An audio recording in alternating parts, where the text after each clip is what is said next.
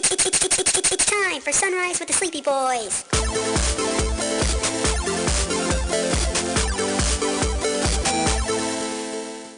Forgive us, Father, for we are about to sin and be very naughty boys. All right, so for those, let's get this out of the way. Let's do some fucking adult grown up business before we get into this. We are going to be talking about the Zack Snyder Justice League. If you have not seen it and you don't want to hear spoilers, turn it off because Jeff and um, we're not. We're not holding back. This isn't Sleepy Boys movie review channel. Like that's not what we're about. This is something that, like, with any of our superhero movies, like, this is the first one that's like come out since, other than Wonder Woman 84, which also we did not give a shit about spoilers. We held back a little bit, but just because I hadn't seen it, but at the same time, I didn't care.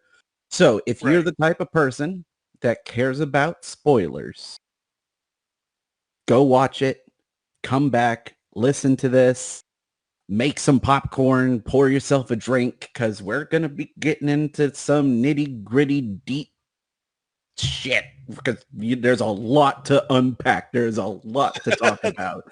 There are actually 4 hours and 2 minutes to unpack. Yes, there is. So, with that being said, you have been warned. This is your one and only warning. To add on to that, I mean, if for some reason you're annoyed about, like, oh, spoilers or things like that, well, one, we just gave you the warning, so screw off. This is your last, this is literally your last warning.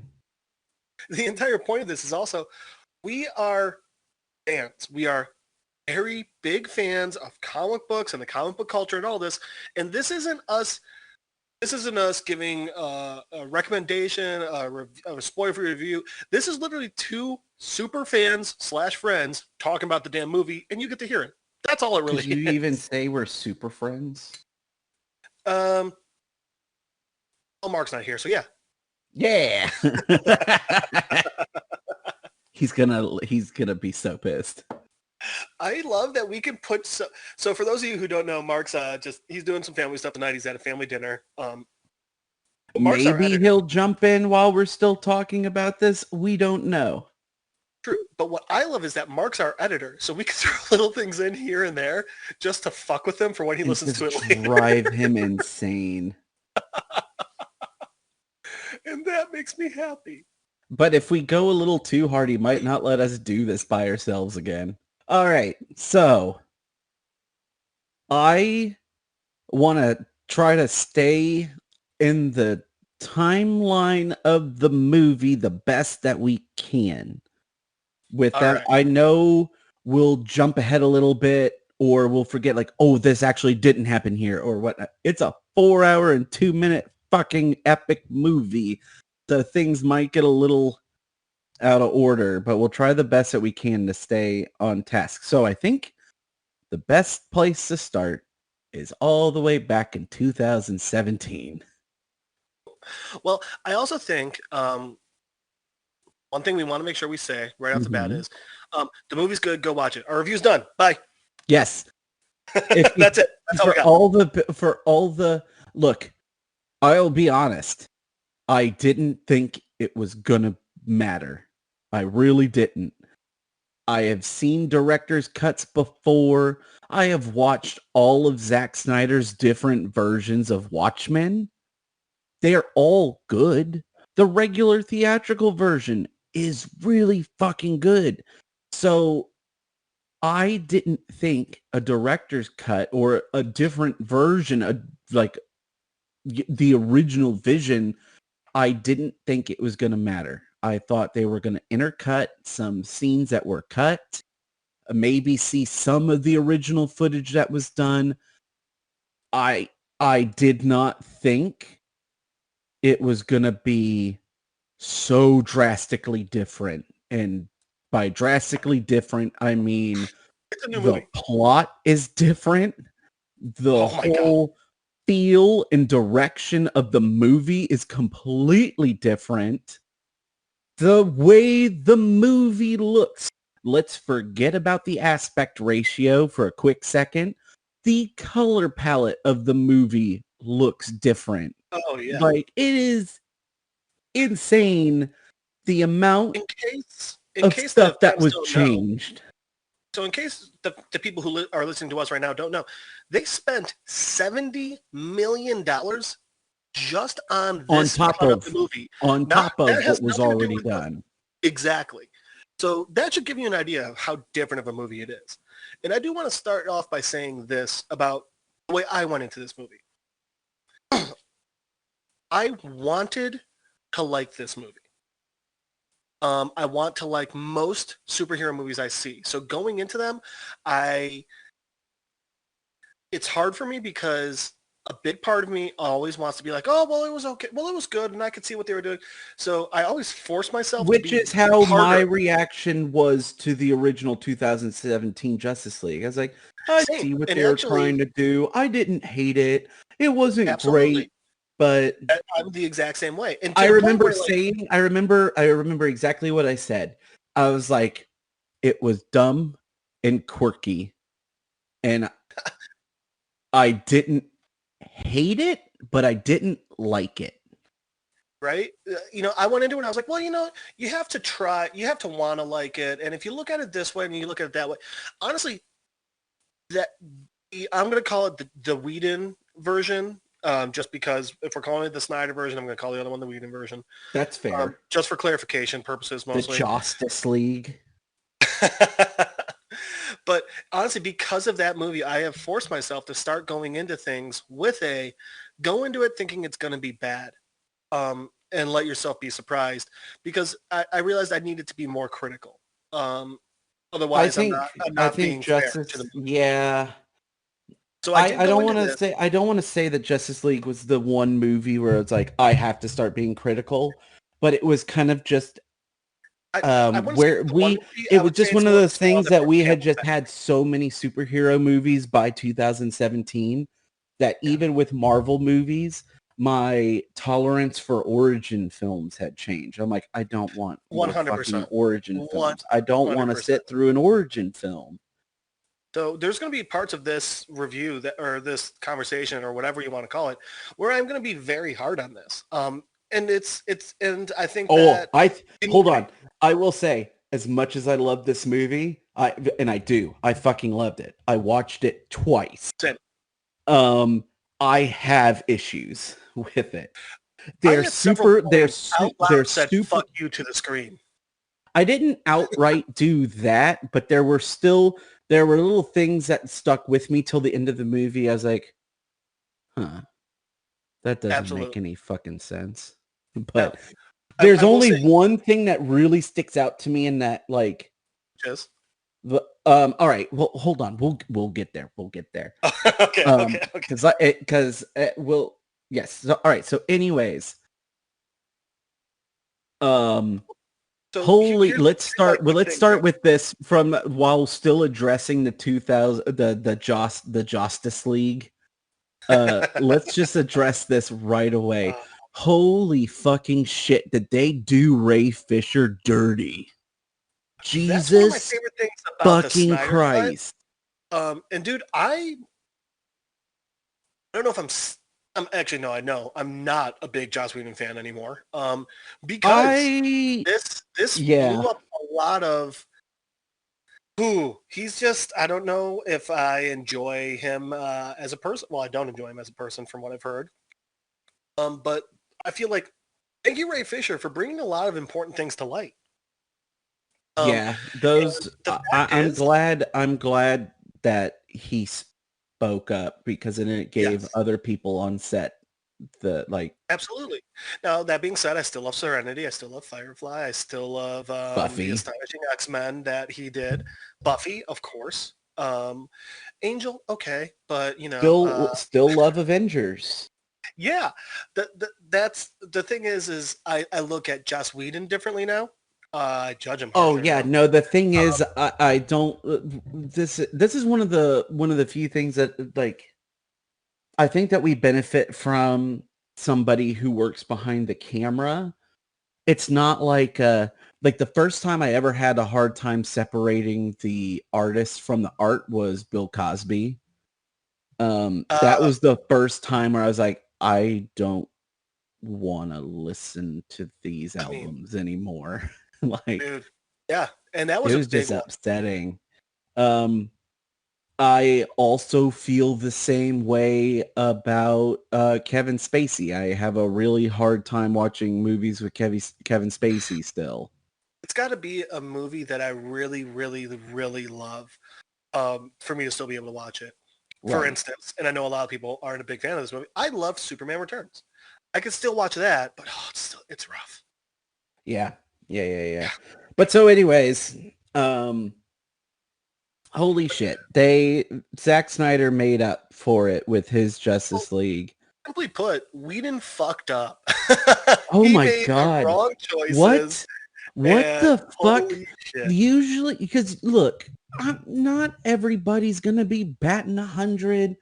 Not everything everybody does is gonna be amazing. But holy This is shit! it. Because my God, Holy shit! What the fuck was he? Was he high while he this was is like working on that movie? What the fuck was he thinking? one thing to, if the fans don't know, the reason, so Snyder did Man of Steel. Snyder did Batman v Christopher Superman. Nolan did Man of Steel. Oh, really? I thought it was Snyder for some reason. Mm-mm. I'm pretty Well, sure it so, was. I'm pretty sure it was Nolan. I'll oh, look you it know up what? You're just to absolutely double right. check. No. You're right. I do remember that. No, I remember, and you are right. But they brought Snyder in to do Batman v Superman, and Snyder was doing Justice League, and that's why we have his cut now. Is because Snyder had to leave. Oh nope, halfway sorry, through. I'm wrong. Zack Snyder was director. Okay, yeah. Oh, okay. Because yeah, Christopher Nolan helped write the story. Okay, I was gonna say I know Nolan was a part of it. Yeah, Nolan has been like executive director or something for a lot of these I mean, movies. With the Or success executive writer. after the success they had with Batman Begins and that trilogy, let's see what they would do that. Right.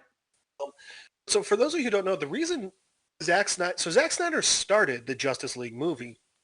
Joss Whedon was brought in to finish it because halfway through, well, not halfway Not through. even like halfway third through. of the way through. More than that, because they were in post production. They were in. So the thing was, his child killed themselves like a halfway through, but he kept going until they got into post production, and he just couldn't do it anymore. So the thing is, his child committed suicide, and that's why he couldn't do it. Right. That's also why at the end of the movie says, and I feel terrible because I don't remember his child's name. Autumn. But Autumn. The end of the movie says for Autumn.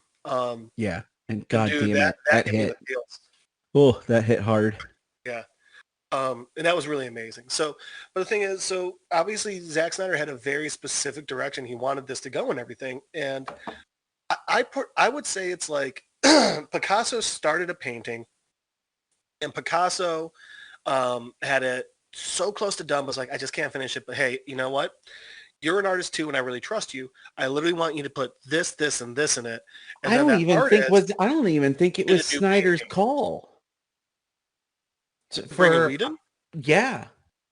Oh yeah, no. Snyder didn't have a say who came in. No, I'm saying it's Warner. Like there, personally, in all honesty, there's no reason they needed to bring. I mean, now granted, I'm speaking as somebody that does not make movies, so I understand that once the filming is done, it's not like the director just goes home and is like, "Oh, I made a movie."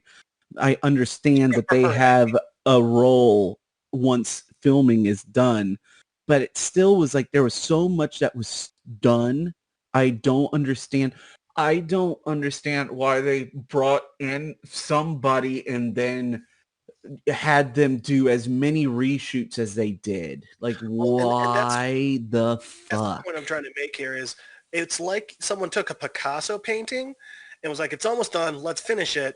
But in the end, it looks like a Da Vinci painting. Like it goes from cubism to realism, which is, let's talk about it this way.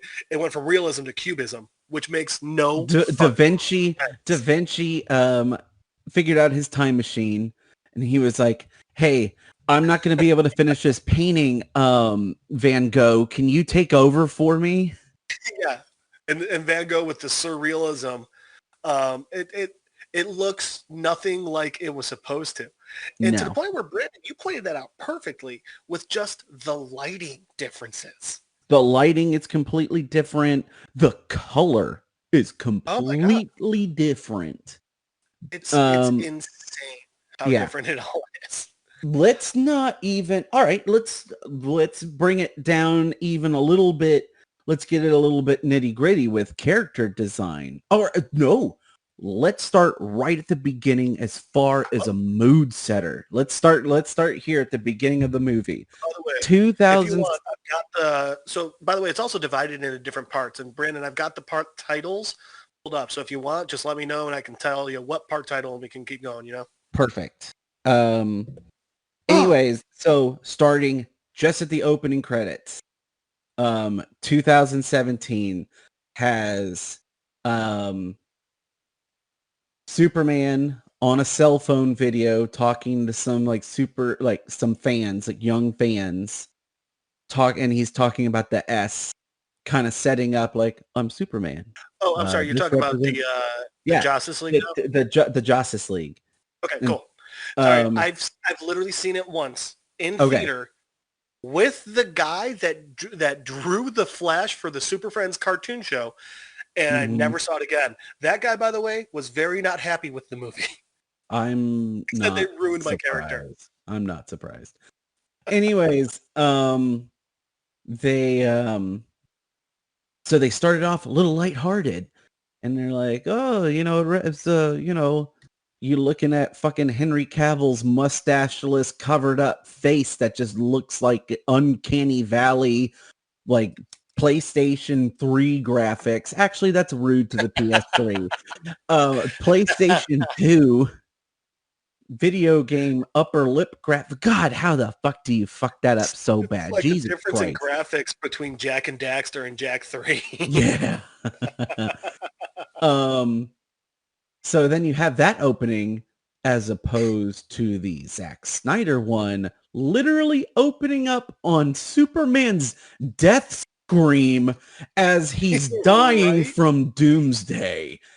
As he's And dying while killing Doomsday. yeah. Literally, they're stabbed through with the same fucking spear bullshit. Yeah. Wait, no, I'm sorry. And No, you it are was literally Doomsday and Superman was getting Doomsday with the spear. But anyway, yeah. it's literally And you're opening up on literally that seeing Batman v the Superman. you're seeing the reverberation of like sound waves coming from, thank you, coming from Superman's mouth as he's screaming out, and it's covering the earth, and it's explained like as his scream is waving over the planet, the mother boxes start activating and turning on, because it Yeah. turns out the reason why nobody came for the fucking mother boxes because Superman was alive and on the planet, and they're like, we are not going there. Earth had defenders, man. Yeah. Which I'm going to throw this one out real quick. I watch it with a group of friends. I love these friends. They're a lot of fun and everything. Don't watch this movie with cynics. If you watch this movie, you need to understand. Who'd you watch it with? Comic book. You honestly don't know them. And they're great friends. And honestly, we had a lot of fun. We were, roasting it and everything. But like the first time to watch it, I should have watched it with, comic book fans. I watched it by myself at 12 at night, so I didn't finish it till like 4 in the morning.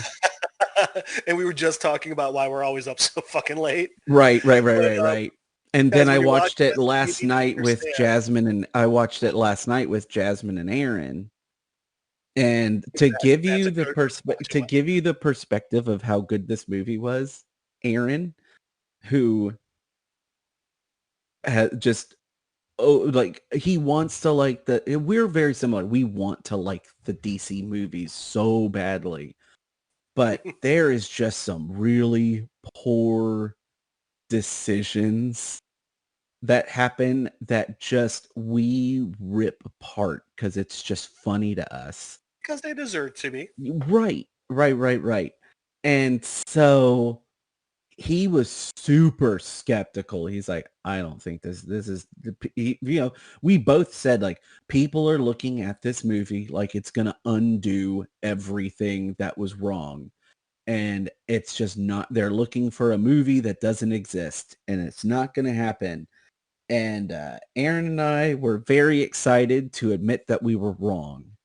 And Oh, even and so, Aaron was sitting there watching the movie and he goes, this movie is badass. And I was well, like, and so yes. that's the thing that the people I was watching it with was they're like, really?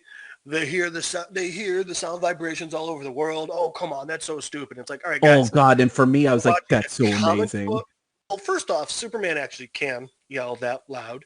Um, It yeah, has. but also two, you're watching a movie that's about comic book superheroes and mythological figures. You got to suspend some belief a little bit, guys. Right. So just throwing that one out there. But I that's will literally how it say starts. one of the weird, yeah, that's just how it starts. No lines have been spoken, no nothing. It's just somber music, classic Zack Snyder slow-mo, really painstakingly piecing together the pain and agony and the turmoil that is about to come. And Bruce Duke, then guys. from there it picks up with there's something else that happens, but pretty much picks up with Lois Lane getting coffee, also in slow motion, Uh, which all right, my first issue with the movie. Zach, yes, I love you. I get your director style. You use it too much slow-mo. was too much. It was too much. Not everything needs to be in slow-mo, bro. I was like, I can why? feel emotion at regular Why speed. is she getting fucking coffee in slow motion? Why is this happening? Well, and with the song choice they had, so she's got the Oh coffee. God, the She walks song out. She's got choice the was umbrella. It's raining, and great. the song choice. It no joke, Brandon felt to me like it was It was taken straight from Cowboy Bebop. The Fair scenes enough. Fair where enough. Spike and what's her name, Julia, on Mars in their flashbacks. It felt Yeah. so much like that. I was just like, okay, and I get it. You're trying to make us feel, but can we speed this up a little bit, guys? I have 4 hours to get through. Yeah, right. Um Also, so, and then she's, and then we see her going to the Superman memorial where people have left flowers and stuff. And, Which I also love. They haven't rebuilt. I mean, well, I mean, at the same time, Superman's head is still however, just lying. I mean, I will say, I mean, come on, the movie picks up literally days and weeks after Superman is dead. So I They get it. don't show that. Yeah, all right. It's mentioned. They name drop it several times. One They thing that name got me drop about it. it, though, They even reference that Lois hasn't been to work in weeks since Clark died. true, true. So And I always just thought it was so weird that these movies seem to take it like, all right, Lois, can you be a little secretive that you were Superman's girl? You know? Like, I understand mhm. that Superman's gone, but like, people that hate him will still come after you. Maybe play it down a little bit. I don't think. See, it's weird. It's weird. The DC universe kind of plays. The DCEU plays a little loose with With that. Secret Identities. Also at the same. Well, I mean, they not in that sense. It's not like fucking Marvel where nobody except Spider-Man has a secret identity, for Christ's sake. Not even him anymore. Not Thanks for even, not him. anymore. Um, but no, I mean, as far, why does she care? Lex Luthor's in jail. He's not the only one that hated Superman. But anyway. I mean, yeah, but at the same time, who's gonna come after her now? Because Superman's dead. What does it matter? True.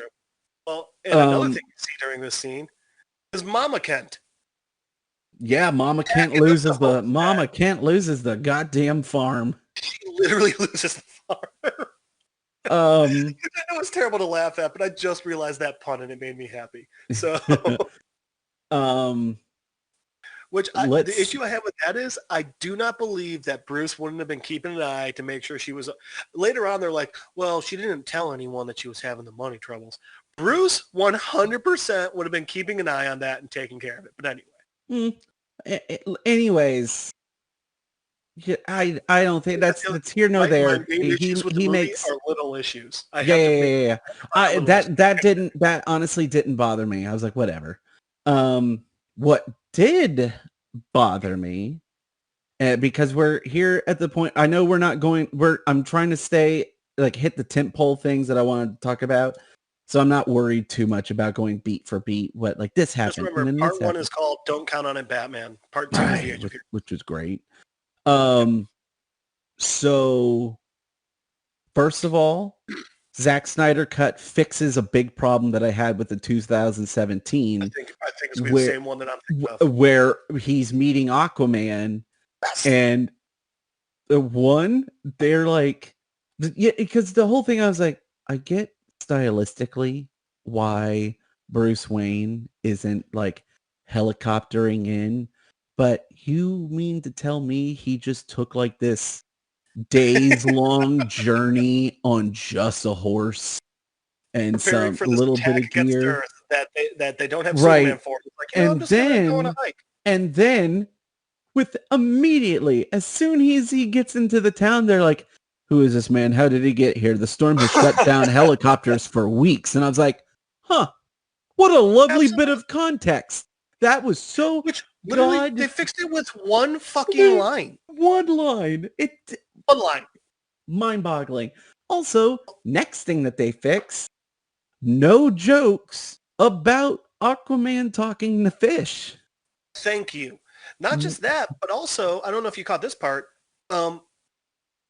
And so the Justice League, Aquaman's a joke the entire time. The The entire Snyder time. Cut, Aquaman is it feels so isolated because he's not a human being, not his land. The thing that's so No one great gets is it. Josstice League turned everything into a goddamn joke pun, like, haha, isn't this funny? Aren't we funny? We're funny too. And Right. there's like, no, none of these characters have been funny at all. Like And worse than anything that we'd slapstick. seen. Yeah. And no, straight up. Ooh, we'll get to the slapstick. We will get there. But this Aquaman was better than the entire Aquaman movie, oh my god, so good. So much better. which I know isn't saying much, but Also, and we'll we'll get to other parts as well as like character development and stuff. Well, so the big thing about Aquaman that I love the difference was in the Whedon version, he like slams a drink and throws it in the ocean. Yeah. Aquaman wouldn't do that. That's his big thing. In this one, it's He's not exactly there ocean. yet because I mean, also at the same time, I mean, he does throw a bottle of whiskey into the water. No, he doesn't in this one. He breaks it on the fucking dock because he's, emo. Oh, okay. So that bottle isn't going to end up in the ocean somehow, and now it's broken That's not how water glass. works. No, that's not how water works. One of the I've heard several people had fucking that god there are some good funny moments, but it's more like that's funny. I like that. That is really clever. Well, my first not fuck like you to the bust screen out. came from this opening Aquaman scene. Okay, which one? So when he enters the water and they all start singing towards him, I'm like, okay, I can get behind that. Maybe that's like the Norse feel of all this. I but when the absolutely start smelling his sweatshirt. I just looked at it, I go, fuck you. No, I actually okay. Here's the thing. I figured this was going to be brought up. I figured you might have a problem with that. I actually really liked it because it was just so corny for me. It was so corny, but at the same time, you have a fucking village of like Icelandic people singing you songs as you are disappearing into the ocean. You literally save these people constantly by bringing Aquaman is in this small town, making sure that they stay fed and employed. Yes, they are going to worship him. They worship him like a goddamn god. And that's why I fucking loved that they threw in that little detail of her just smell, because like, come on, especially as someone that grew up Christian and stuff, like that kind of imagery and kind of like idolatry and stuff towards the It made me Christ. think of every time Zeus turned into an animal to fuck a human. Fair enough. That's why I said fuck you at it. Which, don't be wrong, that's mythology. But at And the same 100%, time, they did see him as a god. Yeah, and I really liked it. That was you didn't need to put it in the movie, but goddamn, that really kind of sets up how these people view Aquaman, and I loved it. I thought it was great. I'm also assuming the song was some sort of, I'm going to say Nordic because I don't know where they're from. I'm going to assume it's some sort of Nordic I'm pretty protection. sure they're, yeah. Maybe like a lot of these what's the word I'm looking for? Scandinavian, that's the term. A lot of these Scandinavian cultures, spells and rituals and things like that are done through song. So I figured that's what that was. Yeah. The other thing back a little bit is when he's him with the waves just rushing up into him. And like, man. All right, you're jumping ahead a little bit. Is that? That's you're later. right. This is when he just disappears. Yeah, that's later. Okay, my bad. Yeah, okay. So, one, love the scene where Bruce Wayne, was like, I'll give you $25,000 right now if I can talk to him. Just to talk to you. Yeah. And then like he just slams him up and like holds out a big ass fucking like wad of cash and a little Jesus Christ. That was What's funny. Your superpower? I'm rich. Well, what I got from that was Jason Momoa is how much bigger than Batfleck. And the thing was though, he's not flinching, he's not freaking out, he's not scared. That's how Batman is that. Yeah, it's so great. And then when he reveals that the entire time he knows it, he speaks the language, he knows what they're saying. That was just so Batman to me. I love that. Also, because that was so much better of a fuck you than saying, "So I hear you talk to fish." And like, Jesus. One of the other little small edits that they fixed in the Josstice League, when Arthur goes into the water, you see the ripples of the water and then a rush of water, like you're seeing him swim away underneath. They got rid of that in the Snyder Cut, and it is so impactful because it adds that level of mystery that I really, really liked. Very much agree. And don't get me wrong, they do bring it in later that he's able to move that fast. And the people absolutely. You see it. Oh, so he's like Superman underwater? And I was like, actually, yeah, that's the entire point. Sort of, yeah. All right, so jumping, indestructible as long as he's hydrated, you know? So jumping, let's see, so then the next one is the part Amazons. 2, The Age of Heroes. Well, no, we haven't even gotten to the Amazons yet.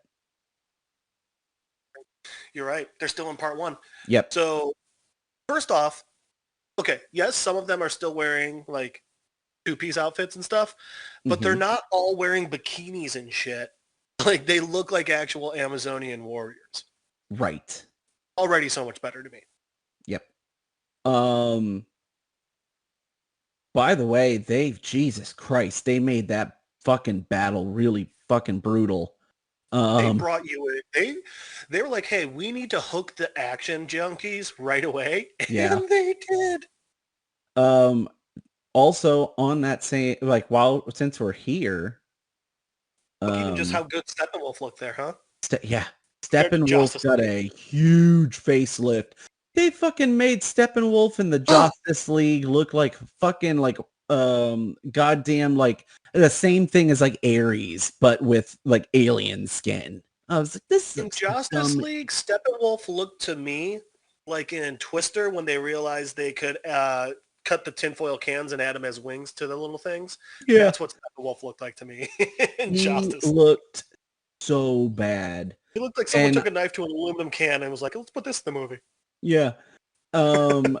Just the most generic pile of clay you've ever seen with some tinfoil on it. Not anymore. Holy shit, did they make him look really foreboding? Absolutely. That armor, that living armor is badass as shit. It was great. And don't get me wrong, I'm generally not a fan of like all silver, all gold armor. It's like, can you right? But here's the thing: they did it well because they made it look like that hematite stuff, where it's also got purple. Well, and the thing was, it was living, it was moving, it was Mhm. 100%. Like it was an extension of him, and it wasn't just because that's the thing. Like you got these aliens coming through. It's not just like, oh, hey, let's wear a knight's armor. It's like, no, no, no. It's Yeah. I'm wearing a Well, why living the armor. fuck? The biggest problem I had with him is like, why the fuck did they make him look like a Greek villain? Like, what? Right? Why? Yeah. Why does this look like something Hercules would have gone against? Hercules, Hercules. No, not at all in this. Um, But speaking of the Greeks, then the Amazonians fucking kick ass, and it doesn't matter at all. right. Fucking sent the They whole fought goddamn like like crazy, temple into the ocean. which was such a, oh my God, I loved it. My favorite part of the Amazonian fight was actually just this one scene when, remember they got the box and they're using the ropes to get the box away from him and everything. Which is pretty much It the was majority of what we saw originally. true. Was it just It a was the game of one keep girl. away?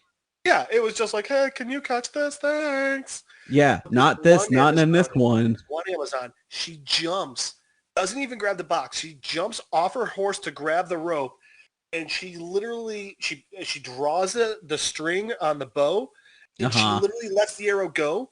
The second that Steppenwolf hits her with the axe, Oh, and she's got the goes up light her and neck. everything coming out of her mouth and her eyes and everything as she's like Amazing. eviscerated.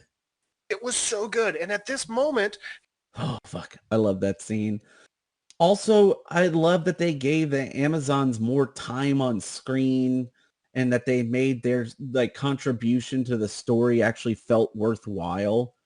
The dude, I'm a big fan emotional of the turmoil Amazons. that Diana's Oh my God. mother was Hippolyta. going through, especially Hippolyta.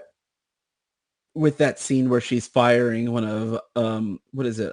Artemis or who, god The damn arrow it, of not Artemis. Artemis. Yep. No, it's not Artemis is the dude Yes, with it is. the stone on No, his it's not. back, isn't he? No, no. Artemis is the goddess of the hunt. Okay. Virgin god. Okay. The Never dude with the mind. what on his back? With the earth like has to like have That's the Atlas. Atlas. Thank you. Jesus Christ, I'm dumb. Artemis is the twin of Apollo. She Yep, is the goddess you're of the hunt. right. That's the thing.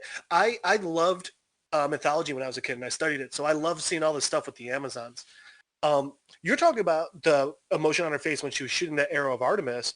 How about Uh-huh. the emotion on her face when she's escaping the temple and the two Amazons that were holding the wall up for her had to sacrifice themselves? Yeah. The emotion on her face there. That actress is so good at conveying emotion without using a single fucking word. Yeah. Really, really amazing. Oh, yeah. All right. Which, by the way, if So, we're going to the Arrow of Artemis, we skipped over a dope-ass part. oh, I was just mentioning it just real Okay. quick since Yep. so you want Oh to my hit God. up that which dope part you Oh God, Wonder Woman's fight. Her Oh opening God, fight scene. It was which so much better.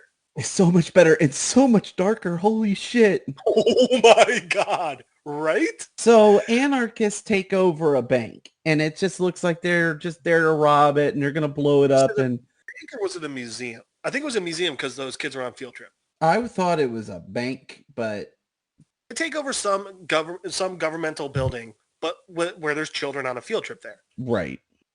And, typically it's like, all right, give them their, like, and they're sitting there, they're like, police, don't come in. I have tons of children. I'll I kill them have all. hostages. We can't do it.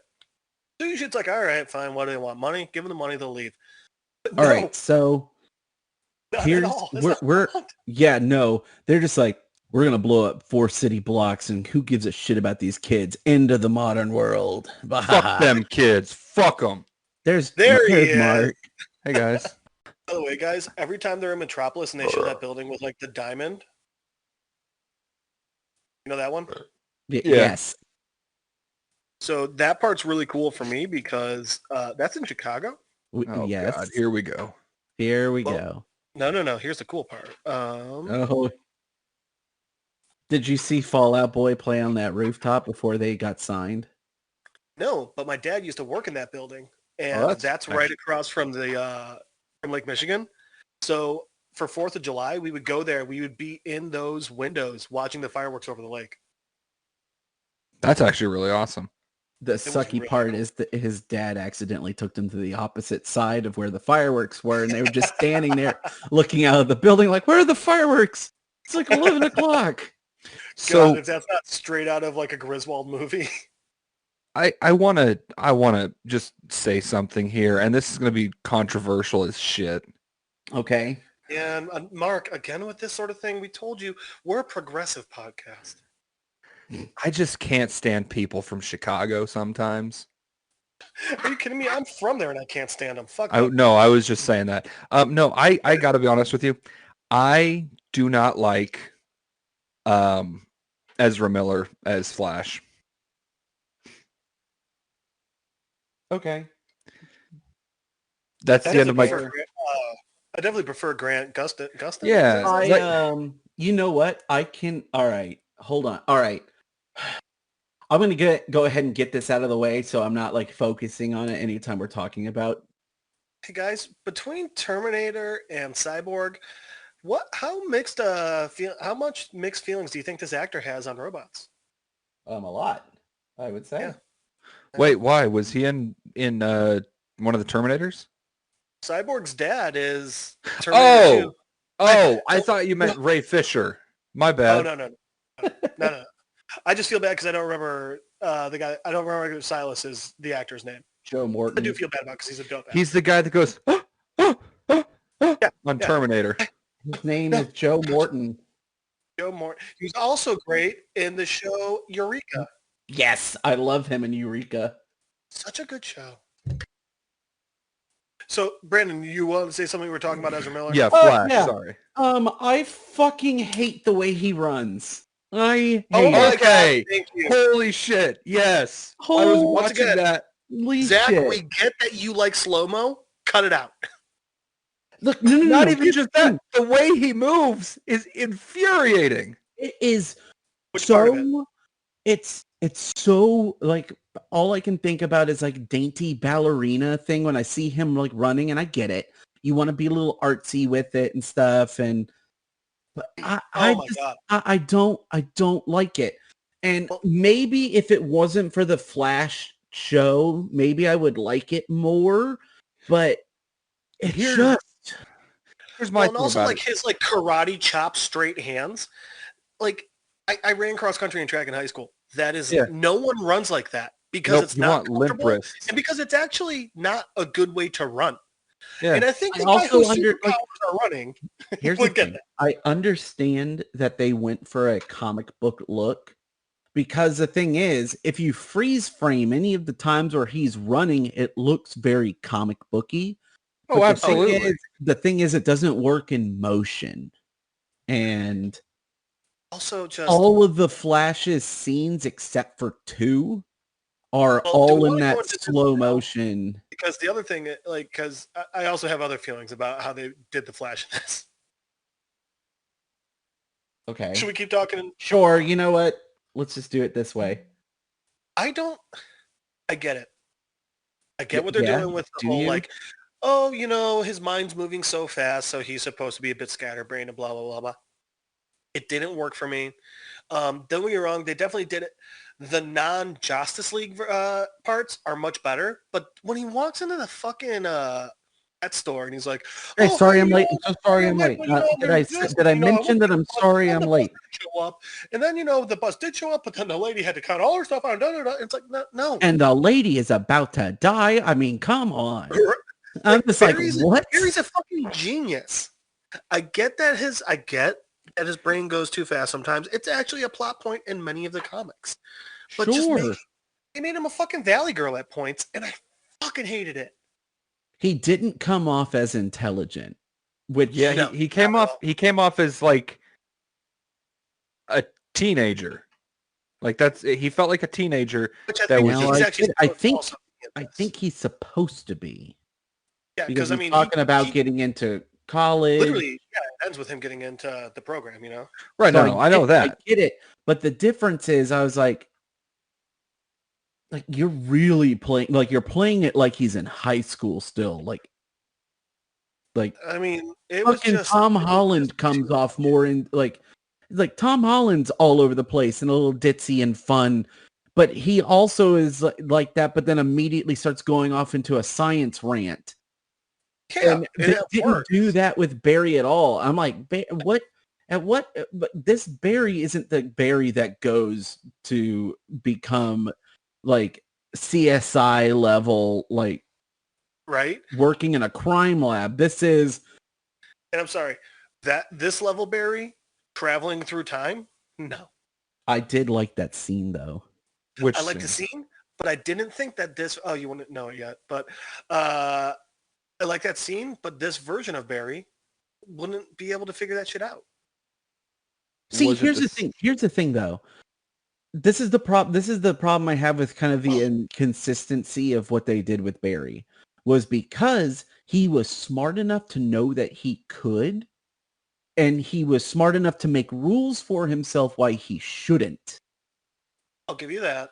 But I and just want the constant treadmill, he bro. even talks about, he's like, well, I guess I got to break one of my rules. And I'm just like, wow, all right. Like Barry's serious all of a sudden. And this clearly shows that he experimented and was pushing the boundaries when he shouldn't. Yet why? But I just didn't, it seemed too inconsistent as far as character development for me. I also Also, don't know how no one else just fucking holy smashed shit, that point. they fucking made Barry the goddamn punching bag. How many fucking times does he get hurt? Well, let's see. He Right? gets shot. Twice. And he broke his shoes at the very beginning. That was I a did dope actually I ass like that. scene. I like Actually, that. that was pretty Loved awesome. I also liked the only thing I did not like about that scene was him was grabbing the fucking hot dog. that was funny. I thought that was funny. Yeah, that worked. And then I didn't like him grabbing the hot dog and like pushing and like moving her hair out of the way. I was like, oh good. Barry's kind of a creeper. Well, you know who that was.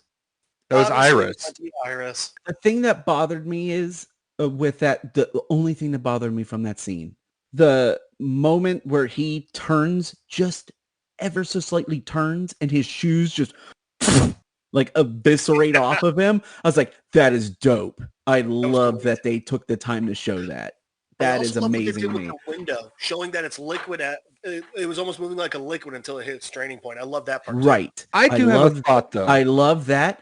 I don't like the in-between shoes ripping off to the glass rippling and breaking with the wafty finger flip thing that he does. Oh, It bothers me. I don't agree with like you. it. Why didn't the rest of his clothes rip off of him? That's what I want to know. I'm the upset that they didn't, but it's okay. I can live with it. I honestly do think they should have. I mean, and it's honestly something they brought up in the comics before. Yeah. They brought up in the comics. They had both shows. Anyways, that whole scene where he's like making sure Iris falls properly and like moving with her and his whole like hand gestures and everything, making sure her body twists in a way. It Doesn't want to pull a Peter Parker, Gwen Stacy. once again showed that's a serious thing that Flash has to worry about. Once again shows that Barry is intelligent and realizes that he has to do this in order, like he can't just like grab somebody, you know. I mean, there had to have been a lot of trial and error with that, though. I imagine the first time he tried to whip somebody out of their car, they just liquidated as they hit the concrete. He just had a torso. Chief, we've got a really weird case here. Car crash and this person, they broke their neck. Well, that makes sense. Yeah, but they were 30 Yeah, feet but the away from problem car, is their and the torso car, was, go through the window. and their neck was broken on the torso. The The legs part, are still in the car. The waist down are strapped to the seatbelt in the car. Plus, there are hot dogs everywhere. There are hot dogs everywhere. then there were a pair of smoking shoes. Did you also see that they spelled out "I'm sorry" in hot dogs? What is this? No, I will say I do love that they brought up, and I will say the CW show did it as well. Actually, the last show did as well too. But I love that they pointed out that when he uses his powers, his metabolism goes through the roof and he has to eat like fucking crazy. Oh yeah, I love that. He's just like, And just he heals quickly too. yep. Like I like that they pointed out these things about the Flash's powers that if you're not like an avid comic book fan, you don't know this. Now I will say the problems that I did have with what they did with Barry, I also Is that he always carries a meat treat when he's playing with dogs? I mean, look, as a dog owner and someone whose wife trains dogs, yes, you always carry a meat treat just in case. You know, actually, on that topic, he's I- very lucky that there was a hot dog cart that got destroyed just then. Otherwise, he wouldn't have gotten the job. Can we appreciate that for a second? I mean, sure, that hot dog cart, like his whole livelihood just went out the window, but Yeah, but Barry got the job. But Barry got it. That's my point. Barry Barry got the job because there was a hot dog cart that got destroyed. Like how fucking cosmic. That's also, cosmic humor as fuck. It is. Back to the. I will say I was a huge fan of the music choice because overall the soundtrack to this movie is so much better than Josstice League. Also, Mark, we're calling the 2017. Okay, cool. I figured the first time you said Josstice League, I was like, what the I'm pretty clever. The Justice League soundtrack isn't just All-Star on repeat. It might as well be. It hits as much. They got Icky Thump playing as Aquaman's walking into the ocean, and then Right? instead they have fucking David Byrne playing. Yes, please. Thank you. I will say I did love the fact that Batman's music had like nods to the original animated series theme song. I am super fucking happy that Danny Elfman didn't do the soundtrack. And when Batman has his big reveal on the gargoyle, it's not the goddamn Michael Keaton Batman music out of nowhere. Da-na-na-na. I was so annoyed. I was like, okay, so did Danny Elfman just accidentally reveal that this is actually Michael Keaton? Like, God, how fucking great would that have been? Well, I will say, if in my lifetime I don't get a Batman Beyond movie with Michael Keaton as old Bruce Wayne, no, did you not I'll be on my hear? deathbed and I'll kill myself. Did you not hear? I mean, I keep hearing rumors about it, but Michael Keaton is supposed to be playing Bruce Wayne in the Flashpoint movie, which is the only DC movie still on the slate other than Black Adam. okay, Guys. but wait. But are we? Wait. So, are they not? I've been Are waiting. they not doing Thomas Wayne as Batman in Flashpoint? I think they are. It's just, but still. Can we? And if also, they are, if it's not Jeffrey Dean Morgan, they can fuck off.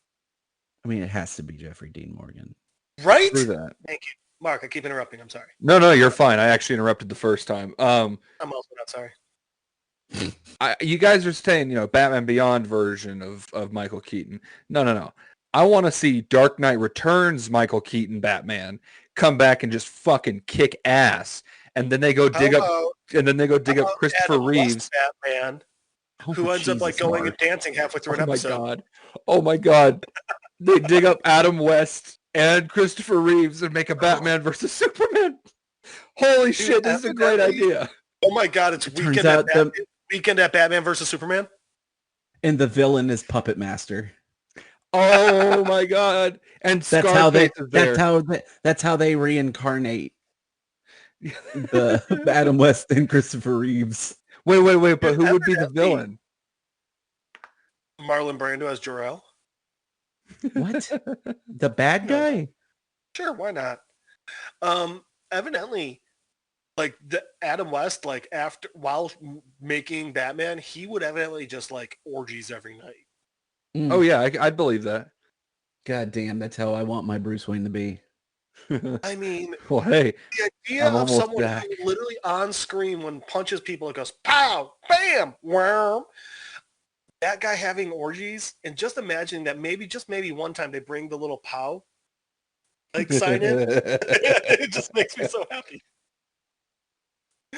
But so we were talking about the Wonder Woman opening Need to scene. get back And on then we got fucking track. sidetracked on a couple of the other things about like some of the realistic parts of these guys, or some of the things that they brought up. I love that they showed the lasso of truth actually being the lasso of truth. Yes. They did it Also, a couple times throughout this, and I love that. more importantly, as far as like what was kept in or was put back into the movie, was fucking Diana's talk with that little girl.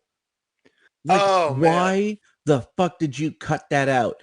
Oh, that's right. Joss Whedon doesn't want women thinking that they can be anything they want to be.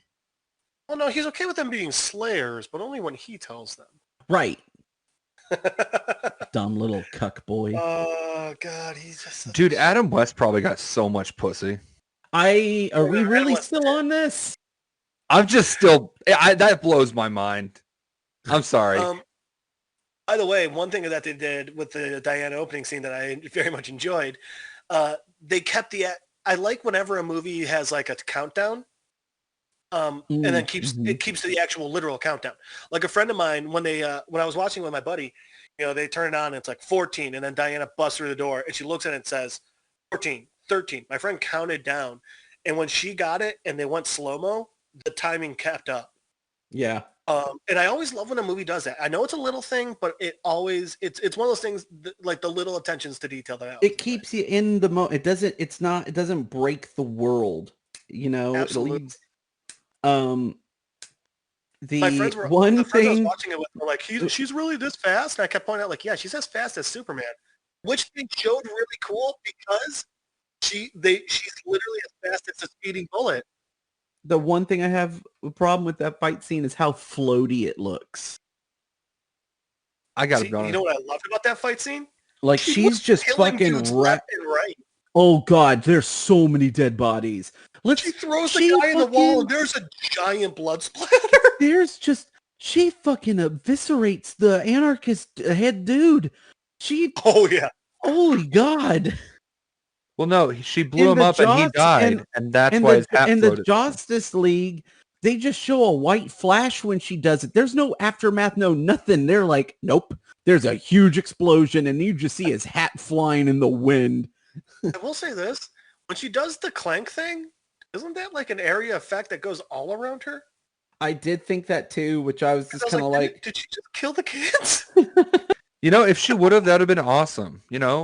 Really empowering women. I would have laughed really hard. I will say that Wonder Woman music where it was just like the random voice going, oh, I hate every single time. So much. I hated it. Also, every time I was like, is that Wonder Woman? Every time I thought she was just screaming for no reason. Okay, can I point something out real quick? Yes. No, so Brandon. What's up, I will say, I didn't want to watch this fucking movie. I watched this fucking movie for you guys. Okay. But we don't want to talk about furries as much as we do, brother. It's not about furries at all. This has to do with Diana. We talk about furries for you. Oh, yeah. No, but every time Diana would get hit, it looked like she was in the throes of an orgasm. Well, that might just be because Gal Gadot's liquid sex. No, Brandon, no, not because she's a woman. Men can have orgasms too. I don't know if you know this. Wait, Brandon, you do know that men can have orgasms too, right? Wait, they can?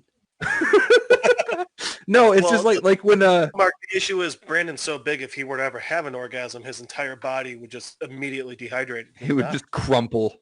You remember those earthquakes that happened a couple years ago? The one last year we had in Salt Lake City that I felt? It turns out Superman wasn't actually screaming. The sound waves weren't for that. They were from the sound of Brandon coming. I didn't know that I also existed in the DCEU. Why wouldn't That's how Brandon? big it is. But no, like when Superman picks her up and headbutts her, like the look she has on her face when she hits the ground is not of a woman that just got like headbutted. It looks like she's just having a straight up orgasm. I didn't think that at all, Mark, and I find that very concerning. I'd say the look she has is 100% confusion. Also, discombobulation. Mark, what do women look like when you think they have? What do you? Oh my god. Well, Mark, I think you might be doing it wrong. Oh god. Okay, look, I'm not one to toot my own horn here, but I know how hard to bite a woman's clitoris before it explodes. So, Excuse- So guys, I'm currently rewatching the show Monk, and I just watched an episode where they're at a museum, and there's a scene on like human reproduction, and Monk has to walk through the opening of a vagina. Oh yeah, I remember that episode. And Mark, your comment just made me think so much of that scene. Anyways, Oh god. sorry, apparently Um, that's the only one that thought that Diana was having, or that Gal Gadot was having orgasms while she's shooting. all right, so Well, I we'll didn't come think back. that. We'll I come will, back to however, this. point We'll out come back she to is that one of the scene. most beautiful human beings on earth. We'll get back to that scene because it's much further into the movie, and we have a lot of stuff to cover before we get there. get there. Can we point out, by the way, how perfect is Gal Gadot for Wonder Woman? Oh, we've already That's talked about this so right. many times. Yes, she's perfect. Mark, I think you were talking about something different. But I don't know. I don't know. For me, I think Gal Gadot is just so great in that role, and I really do love her in that role. So, All right, so getting into the setting up what the plot of the goddamn movie is. Which took like 4 fucking hours. Yeah, It's two. It's a 4-hour long movie. That tomb raiding scene that Wonder Woman does is really dope. I will say, and I'm voicing one of Jasmine's biggest complaints. She couldn't get over. She's like, she just made that fucking jump in that pair of dress heels. What Everyone the fuck? that I was with said the same thing, but their other complaint was, no one's found these ruins. And I had to Well, point yeah, out, they didn't have the she's an arrow. Amazon with the arrow of a god. Mythology, folks.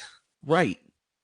Yeah. I love that they can accept the mythology aspects, but it's the heels that really got But anyways, all the things that they introduced with Darkseid was just absolutely incredible. Oh, so great, dude. Which leads me to enjoyed my it so next much. movie grievance that I couldn't get over. It's the one thing with this movie I'm like, I can't let go of it. I can't hear let it. go of it. Yeah, what was it? I am excited. So we get that big badass scene with the Golden Age of Heroes. You got Zeus, Ares, the boy, a Green Lantern. Amazons, Green Lanterns. Where was by the way, Shazam? Guys, when you're watching, What? Shazam No. might have been around- I heard for so long that Shazam was going to be appearing in that initial fight scene, and he No. wasn't He wouldn't there. have been. Yeah, it was Zeus. Zeus, Ares, and Artemis. Yeah. But also, pay attention when you're watching this scene because, like, everyone I was watching was like, well, why are the Atlanteans able to go walk around and breathe outside now? Before they And, retreated into the ocean. Yeah, literally, it wasn't until the second time I watched it because we were all talking so much that we missed that part. Right. So like it was, They address I it. thought it was great. Yeah. But so anyways, So I got one thing on the Green Lanterns, but I'll go after you. Air your grievance. well, it's fine. After you Festivus your grievance.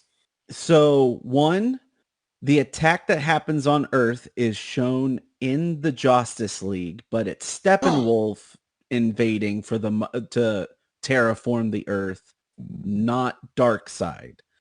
This movie, it's Darkseid, and God damn it, it looks good. It looks so good, Okay. and it's so cool, except there are several things that I love. One, I love that when he kills the Green Lantern and the ring flies off, he looks at it and reaches for it like, holy shit. Darkseid with the ring would be terrifying. I was about to be like, I swear to God, if he touches, when I was watching, I was like, if he touches that motherfucking, that's not his ring. He's not allowed. He cannot overcome great fear. Right. I was not happy. But so anyways, the fact that obviously he's on there because of the takeover, but also when he slams his staff into the ground, obviously that's the anti-life equation. Right. No, Huh? no, it wasn't. Yeah, it was. Yes, it was. No, it wasn't, because he didn't know the anti-life equation was there until later. That was just Yeah, his power. but I was under the impression that what he did revealed the anti-life equation. Oh, I was under the impression that was just the start of the terraforming process. No. That was definitely no, because even when Steppenwolf has the vision, he sees that same symbol. right. So Maybe I could that's how see. he knows it was, because that does answer a question. Because I was wondering how Steppenwolf knew the anti-life equation was there. Right. That's how they knew that it was there. But all right, so here's the thing that leads me to my next. This is my big movie grievance with this movie. This is the one that I just cannot let go of.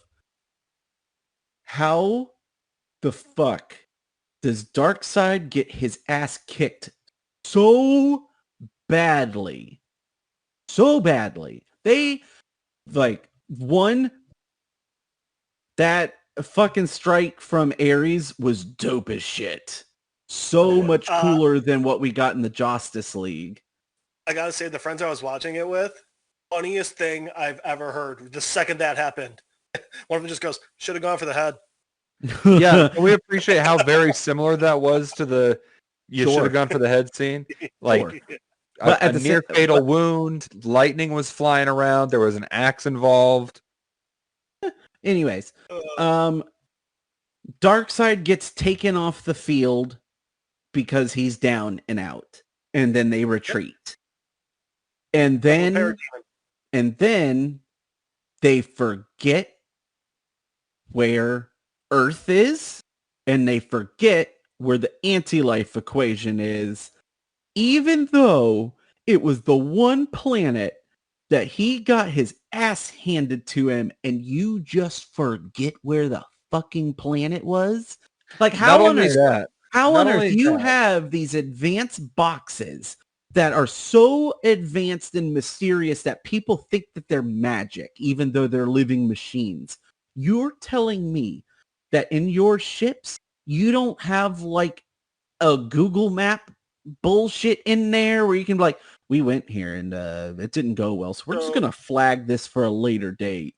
Like, what the fuck? So what I took from that, because like I said, I didn't realize that sigil that he marked it, that he showed up on the ground was supposed to be the anti-life equation.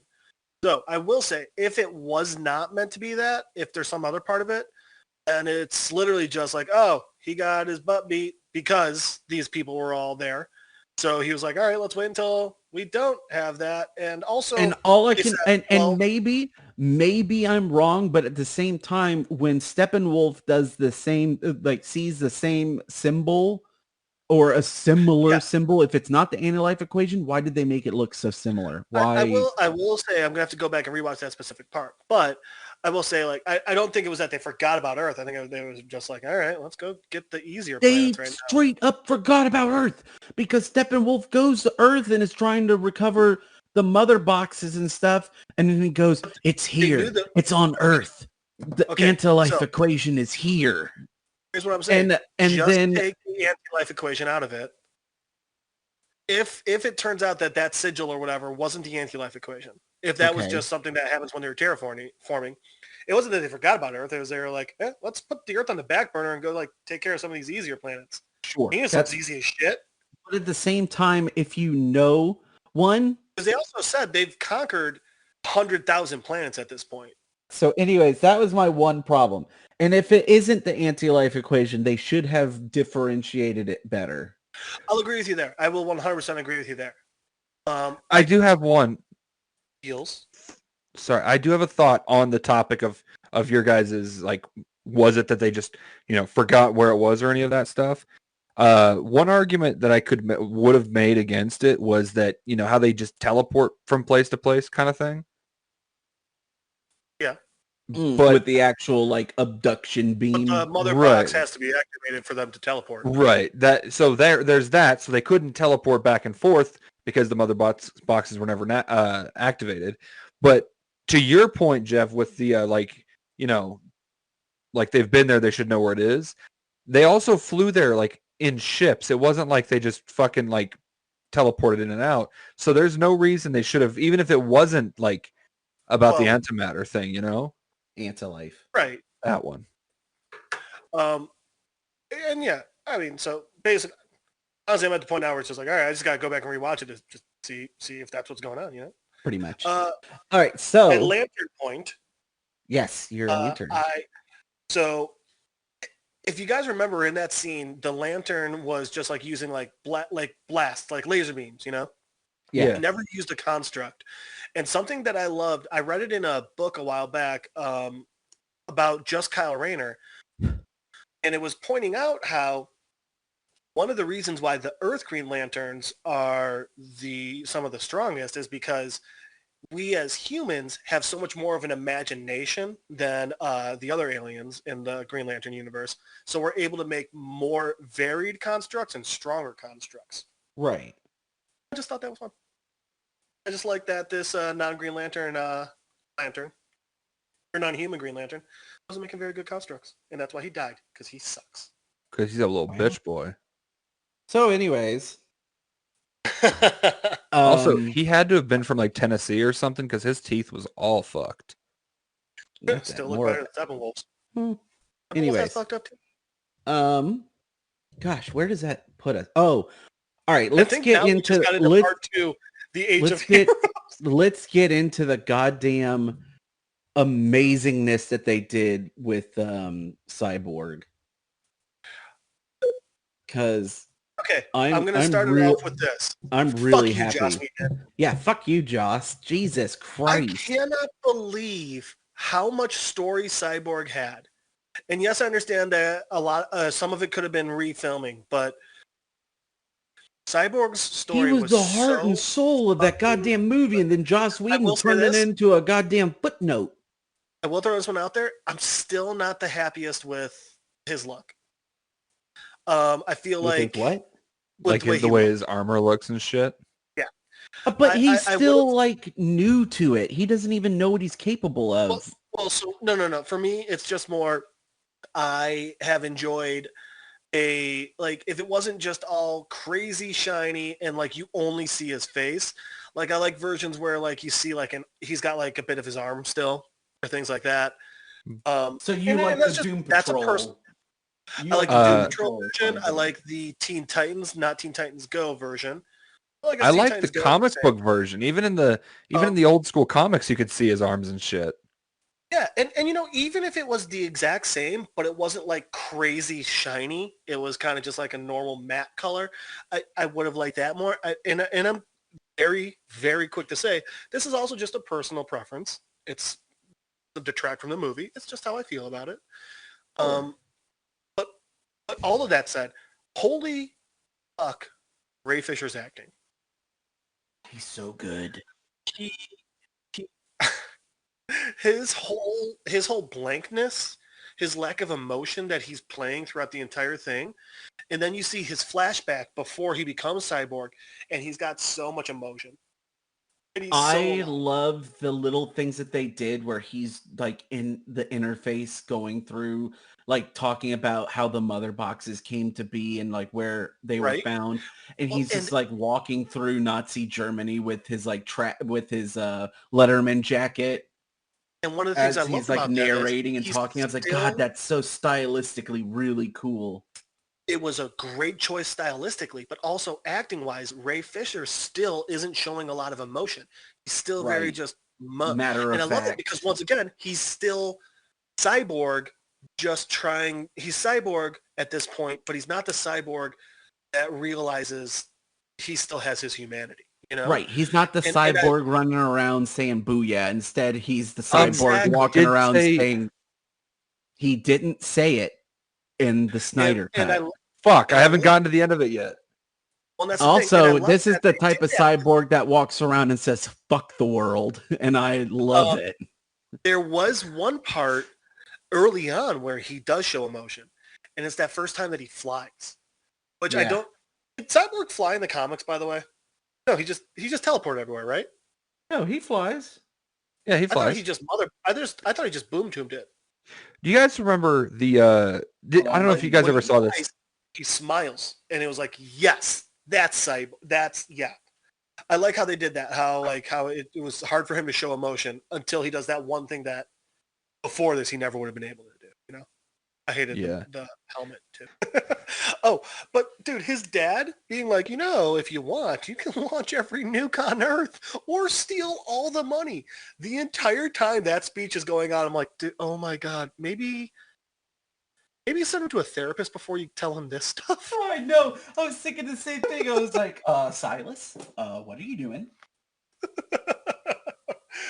He's clearly, even before he became Cyborg, he really needed to speak to a professional man. You have access to all the nuclear codes with just barely a thought. Excuse me? I mean, you can launch everyone at the same time if you want. However, Nice. I did like Look. the one line that I really liked that I absolutely loved it was Silas saying the challenge isn't using it. The challenge is not using it. And I'm like, oh, yes. Absolutely. It was just, it's just like, and I will say, I guess it does still make sense because it's like, hey, Silas, this is bad parenting and maybe you should stop it. Oh, right. Because Silas has always been known for being a good parent. Well, that's what I'm saying. I guess that's why it makes sense because he's just a bad parent. Listen, bud, I know what you're thinking. Man, if only I had the power to destroy the whole world. Look, Slugger, you got that power. Just be cool about it. All you gotta do is activate the nukes and say, fuck the world. Bam. Here's actually a 3-step process to do it real easily, too. Cyborg just looks and goes, I cut it down to 1. Oh my gosh. By the way, I will say, actually, this is the biggest issue I had with Cyborg. And every time it happened, I said, fuck you to the screen. That's one of the things that I love you, Jeff, but you do this even if we're in the theater. You always, if something happens and you just don't like it or agree with it, you just go, fuck you. I'm just like, yeah, God I do. damn it. Yeah. Cyborg's extra arms. Yeah, what the fuck was up with that? I don't know. It was like he was a shitty Doc Ock knockoff. It looked like they were trying to make him like the Peter Parker character. I liked it. I thought it was cool. Yeah, because in Infinity War, he had the things. Yeah, Iron Spider, you mean? That's what I said. I did not like them, and every time I saw them, I was so angry. What, the arms? Yeah. Yes. I liked them. I'm actually on Jeff's side about this. I mean, that's fine. Mark said, fuck you to the screen. What up?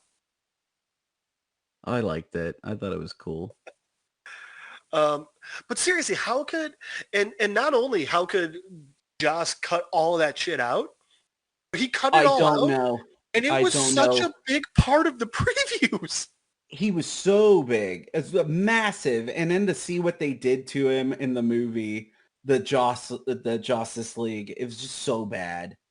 They just turned him into like, they just were doing whatever they could to be like, oh yeah, he needs to be here because we need bodies to fill up these superhero scenes. To the point where it's like, all right, either Joss either doesn't like Ray Fisher specifically, or there's something about Ray Fisher he doesn't like. Well, I remember Ray Fisher was saying that Joss Whedon was a fucking nightmare to work for. Yeah, absolutely. Yeah. And the thing, and I'm so happy for Ray that he got to show. He got to let people see him be this cyborg, you know? The world deserved to see this cyborg. It was so good.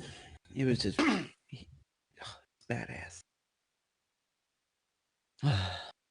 Also, speaking of kind of character development and stuff, so going forward a little bit where they resurrect Superman and Cyborg system starts sensing danger and goes into like autopilot. Seeing him as, So in the Josstice League, Aquaman chastises him like you don't have control over your own body and stuff, and just is a bit of an asshole. But in the Snyder cut is just like, I love it. He's like, like there's so much more weight because in that same fight, Silas sacrifices himself. No, that's after. No, in that same It's directly after.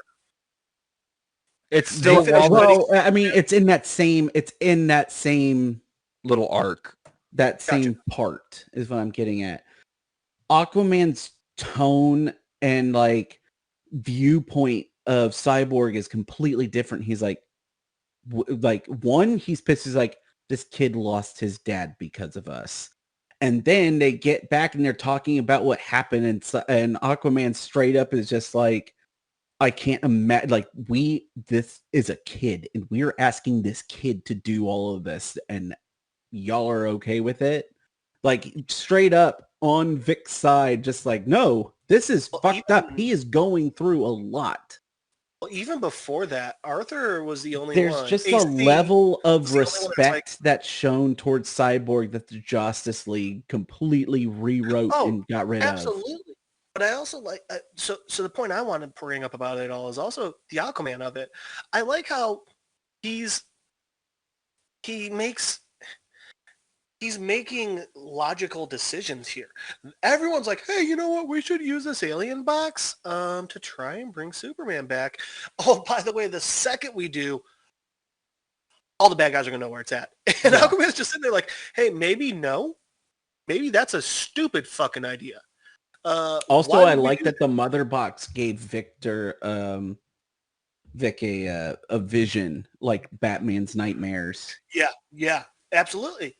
But and then, later on, Aquaman's like, hey, this isn't smart. We have to be smart about this. And then he's like, hey, especially like literally as Vic's arm is turning into a goddamn rocket launcher, aiming at him like, what are you doing? Stop, stand down. Like, and then everything that happened, like, I don't know. After the New 52 came out, I read that Aquaman, and it was really interesting. Oh yeah, you went hard on that Aquaman. It was, they literally started it by addressing like, oh, hey, everyone thinks you're the joke of the Justice League. And so I was really enjoying it. And ever since then, I've had a lot more respect for Aquaman. And I think Jason Momoa does Aquaman so much justice. Jason Momoa is just Snyder so Cut much fun. version. Fuck. Hey, something that I realized that we didn't notice that we kind of skipped over. How about the subtle characters? How about Ryan Choi? Yeah, how they completely cut him out. Yeah. And he's a big part of this one. And fuck, Silas dies and then he takes over. Yeah. Which, oh God, Silas's death. Fuck. God. That was hard. That was really hard to watch. Oh man, because you want to hate him the entire time.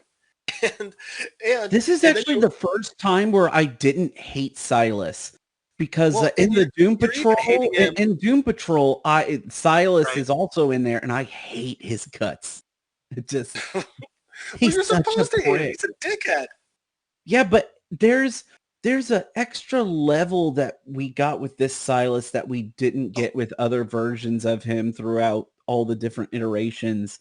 I mean, so even look at when they're trying to break into Superman's ship. And it's like, okay, they set off the alarm. But then Silas is going and he's like, no, don't run away. The alarm's it's not a real alarm. It's a false alarm. We just did a sweep. There's no way. And we're all sitting there like, will you stop? We need black suit Superman. And will you cut it the fuck out? Then, as soon as he sees what's happening, he's like, oh, nope, absolutely. It's real alarm. Sorry, and my bad. Oh my God.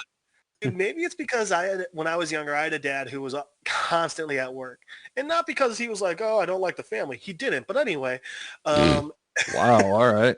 No. My dad loves us all. It was literally, my dad was just working nonstop to try and give us a better life. And so he wasn't able to be there for a lot of things. And so I don't know. I'm able to see in this Silas, like, oh God, like he's not there for Vic a lot.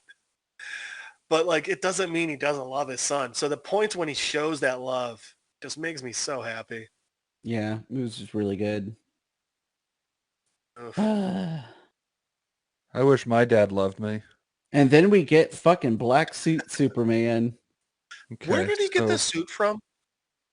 It was in the ship. But they didn't show it. They showed the didn't regular show it, suit. but they show all this different armory, the different doors opening Which, up by with the the way, different suits. One of them looked identical to Lex's powered armor. Well, because that's the Kryptonian excavation or explorer armor. Yep. Yeah. I Which just thought that was. I love think that. if we had gotten, I personally think if we had gotten the other movies, I think we would have seen Lex steal that armor. Oh yeah, absolutely, 100%. Because his whole thing was trying to become, like, he would have eventually tried to become as strong as Superman. Yeah, I gotta tell you, I actually enjoy Jesse Eisenberg as Lex, and I think I like this him movie- with less screen time. I'm able to enjoy it more. So I'm gonna be real with you guys. I haven't gotten to the Real point with Black Suit Superman yet. Okay. Do you mind spoilers? I don't give a fuck, so I'll just be giving my witty banter that I normally throw in. Cool. So pretty much what happens is they have the fight. Superman gets into the fight with the other Justice League heroes because the one thing that they cut clearly was put in there because of Joss Whedon was the whole, like, explaining why he is the way he is when he gets resurrected. And they're like, oh no, Pet Cemetery. And I was like, dang it. That was actually a good way of explaining. Well, actually, and Brandon, there was another thing that they cut from the Justice League version that they shouldn't have, What? and that was when they're doing the fight and it's going real badly. Batman going, send in the secret weapon, and it's Lois. You know? Yeah, but here's the thing. In this version, Lois just shows up. I liked the idea. No, of, Lois was there at the memorial already. No, but she left and Right. then she came back. No, I liked she stuck around because she heard the fucking sirens going off from the lab that's right next door. and so it was literally she was going that way, and then she came back to the memorial. I like the idea of Batman like seeing ahead to like, oh, Lois is the key, and thinking this is what. But he still doesn't understand that, and I like that he doesn't understand that still. So we're just gonna have to disagree on this part. I just liked that he did get it in the. I mean, it's fine. You can be Justice League wrong. version. I mean, I can, but I'm not here, so we're good. God damn. Can we just fucking move on? Also, one but so thing anyways, that they had in the Justice League was Henry Cavill's creepy ass fucking upper lip. Oh my god. I'm so glad I took 3 notes while I was watching the first Justice League. I hate Ezra Miller, Flash. I really liked that Everybody Knows song at the very beginning, and I hated what his face looked like the whole time. I will say, Mission Impossible 6? I don't know. Good Fallout. call on good call on them being like, no, we're not going to let you CGI our movie. Because that was the whole thing. Important. Justice League was like, hey, we need Henry to not have a mustache. And we understand you have him in a movie, but we'll pay to CGI a mustache onto him in your movie. And they were like, no. Good call. No. They made the right Yeah. call there.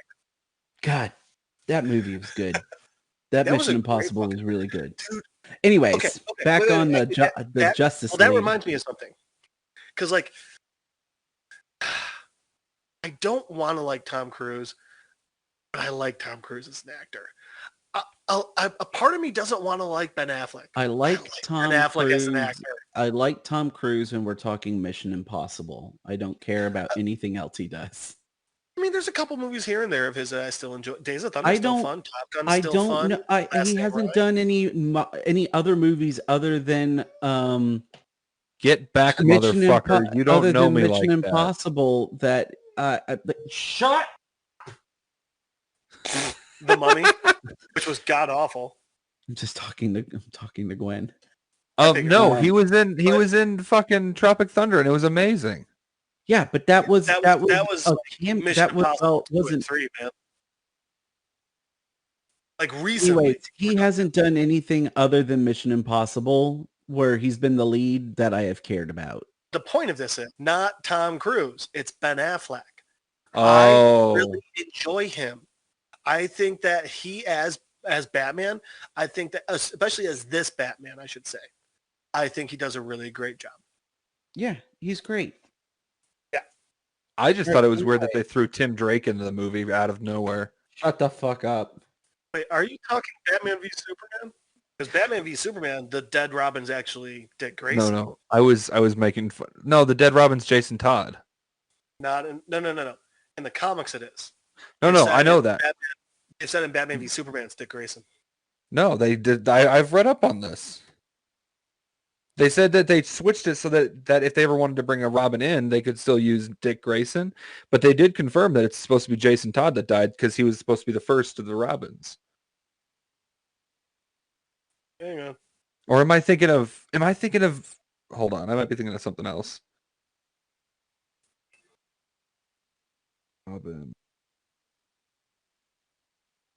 Okay, no, you know what? I know what I'm thinking of. The Dark Knight Returns. That's where that happened. Which makes sense, yeah. Yep. My bad. You were right. I was wrong. Yeah. In Snyder's version, the Robin whose suit is spray painted with "haha jokes on you, Batman" is Dick Grayson, confirmed by Zack Snyder. Yeah, you're right. Someone asked him on social media, and he just responded, Richard. So, Dick. Yeah. Big old dick. So, okay, my dog Bailey never makes noise. She's scared. She doesn't yip. If she's freaked, she doesn't bark. Nothing, right? But when she's asleep, like she is right now, sometimes she starts barking in her sleep, and it's the funniest fucking thing. It's so cute because she's so small. Excuse me. Huh. Because she's so small. So apparently, the fact that Harley Quinn was involved in Jason Todd's death cannot be doesn't fall in within the timeline. What timeline? The Snyderverse timeline, the comics timeline. I mean, you know, the DCEU. Okay. So apparently, it takes place 5 years before the Joker met Harley. True. It also took place, and it also, but in Suicide Squad, it said that Harley was part of the murder, and it also says that that's another movie that I literally saw once in theater and never again. Oh well, and also the fact that it shows when Harley Quinn met the Joker, he already had his grill, but the problem with that is the grill he got from murdering Jason or murdering Dick. Oh, so it was like a special unlock in the game? Basically. So the problem is if they're claiming that he already had the grill with the murder that she was involved in, there's no way she could have met him before or after he got the grill. All right, so, Mark, we're going to stop talking about this because I don't want to ruin anything for you that happens later in the movie. I know that Joker shows up in the movie. That's not what I'm talking about at all. I absolutely loved what they did with Steppenwolf's armor in the Snyder Cut. Yeah, we were saying that earlier. The fact that because like originally it's like why is a space alien who can travel the universe wearing like a knight's armor? But it's like, oh, it's a living armor? That does make sense now. Yeah. Yeah. It moved a lot like the Cyborg's armor does. Yeah, which I mean once again makes sense because Cyborg gets his armor from the mother box, you know? Yeah. Cyborg gets his powers from Subway. Hey, Aaron. Huh? Hey, what's good? How's it going? Did Brandon bail? No, he's getting his keys so I can take us to myself to Whataburger because I'm boxed into the driveway, so I can't move. Anyway, no, this is the actual story, and this was in the Snyder XX cut. Cyborg gets his powers from going to Subway, and the Subway worker was actually his dad, and he's like, I got the Tesseract, but the DC version here, and then he smashes it with the pickles, and then so that's in the Snyder Cut director's cut. Also, by the way, God, I just do not like Amber Heard as Mira. It has nothing to do with the her and Johnny Depp thing, and everything to do with I don't think she's a good actress as Mira. Look, I want to say some things about this Snyder Cut and the regular one in general. Okay. I I have in previous recording sessions and episodes on this show said that I don't like Jeremy Irons as Alfred. Oh my God, I love him he's as the Alfred. best. I take back everything I said. Yeah. By the way, I you just watched should. Die Hard with a Vengeance like 3 days ago. Ugh. Yeah, that honestly. I Watch it fucking quick, guys. love It's leaving HBO soon. I will say now to follow up on that. What the Yes, fuck was up Mark. with Martian Manhunter showing up? Oh, that Oh was my so good. God. It was so good. Spoiler alert. Um, What the fuck? Actor, by the way, is absolutely who I've always thought of as the actor for Martian Oh, Manhunter. abso-fucking-lutely. And that's Right, one of those ones where I feel bad once again for not remembering his name. But my question is why was he there? What purpose was it that he was there? I don't know if you remember this, but the It must just been original him pushing people in the tagline right of direction. the original tagline of the movie was "Unite the Seven." Yes, it Right. was. Motherfuck. It was originally "Unite the Seven," and then they changed it to "Unite the Six." Oh, Because Joss was racist against Martians. among Well, other and people. and apparently black people. Well, Martian Manhunter 2 for 2, huh? Yes. As soon as that was revealed that he was Martian Manhunter, I was like, I fucking knew it. But what if Also, it was great- Ryan Choi? But that's You mean the the Atom. Atom? Right, that's what I'm saying. Like, what if instead of it being Martian Manhunter, what if it was Ryan Choi instead? Oh, as the Seven? Yeah, it's the seventh. Because the Atom's never been an original founding member. Martian Manhunter almost always is. Right. And because Oh. if you had watched to the end of the movie, there's an after credit scene where Martian Manhunter shows up at Bruce Wayne's house. Why do you gotta tell the fans that I'm Well, not caught up?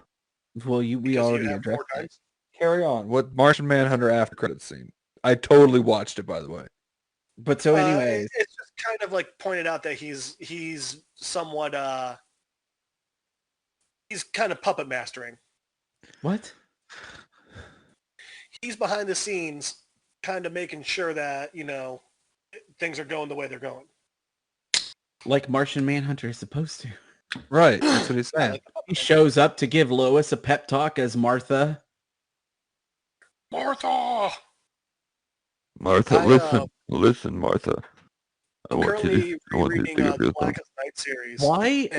Why are you talking as though he has like a voice box from smoking so much? Sorry. I just kind of... Listen to me.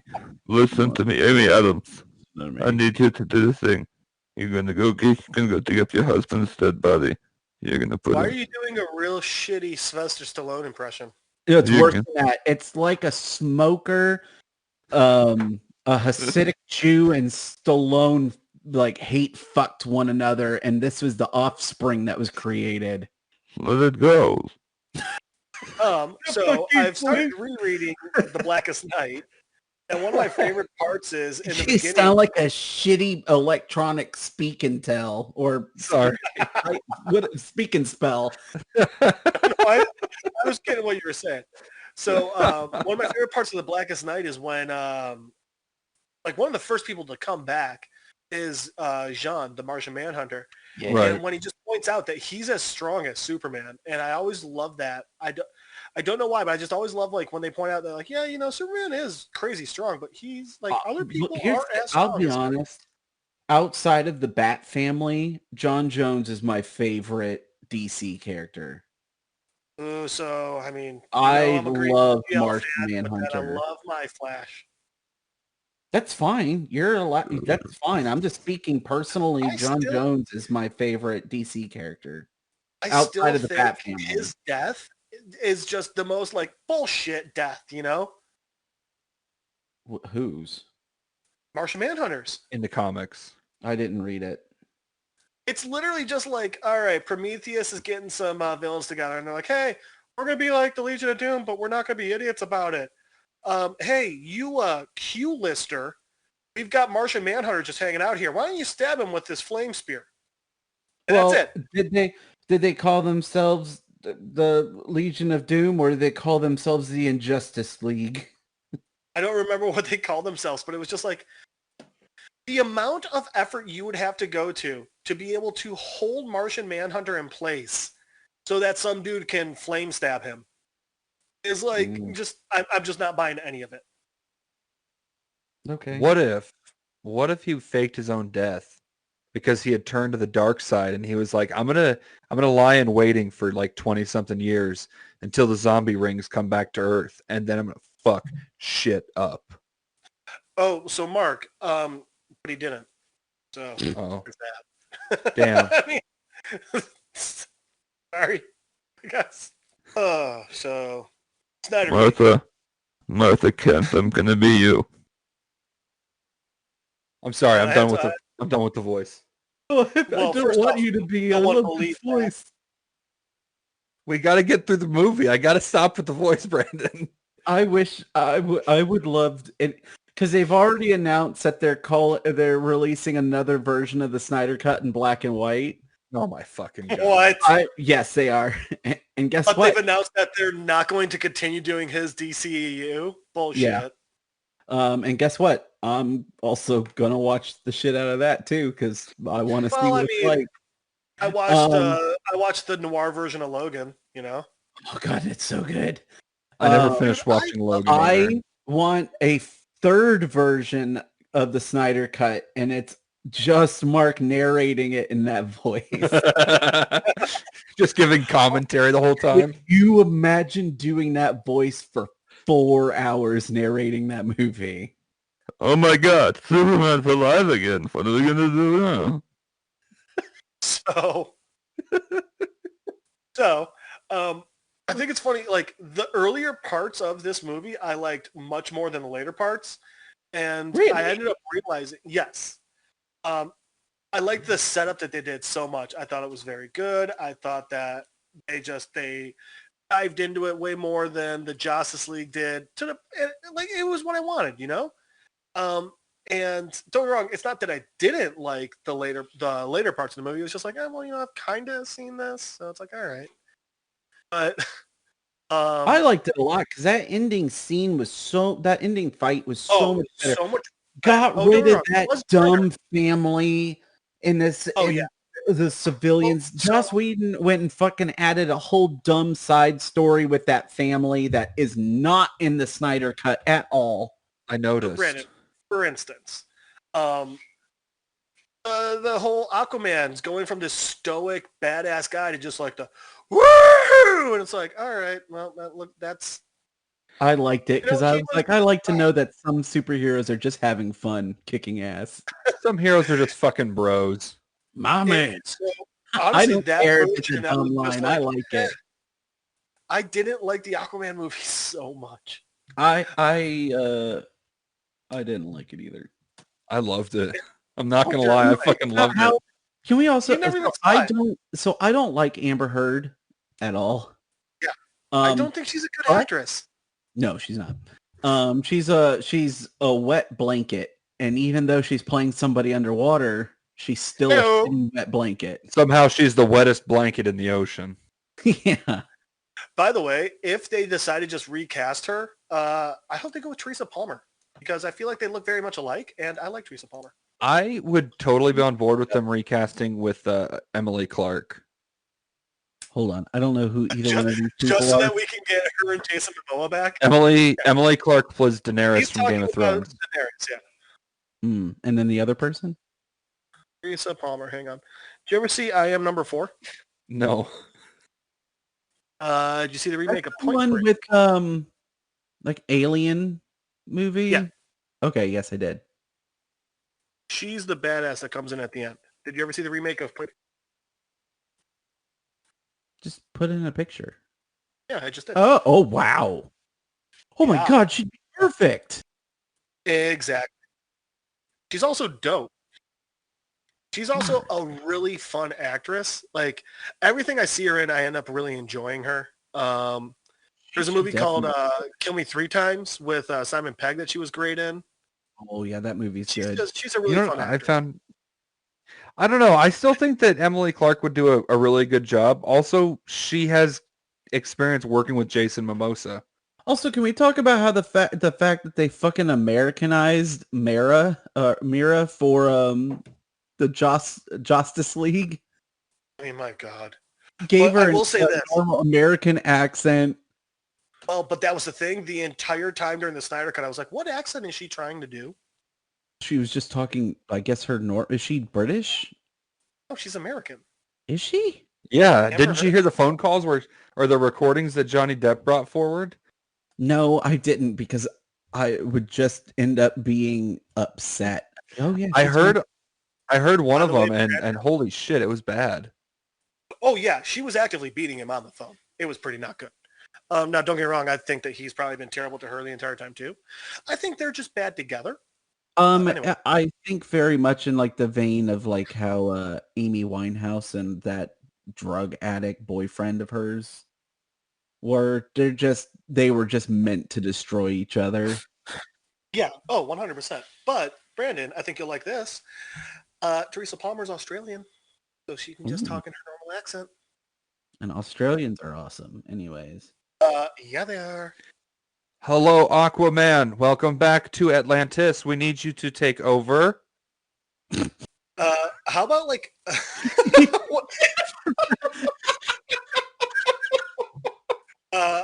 Mark, you started off with a good idea, but you didn't take it anywhere near as fun as you should have. No, I think it was downplayed just enough because then we could build off of this. No. That was great. You sounded like you were trying to land a fucking plane. Because what if she was Canadian? Oh, hey there, Aquaman. Welcome back to Atlantis there. We really appreciate you coming back and being king and all. Oh, gee, Aquaman, we've been missing you for a long time here.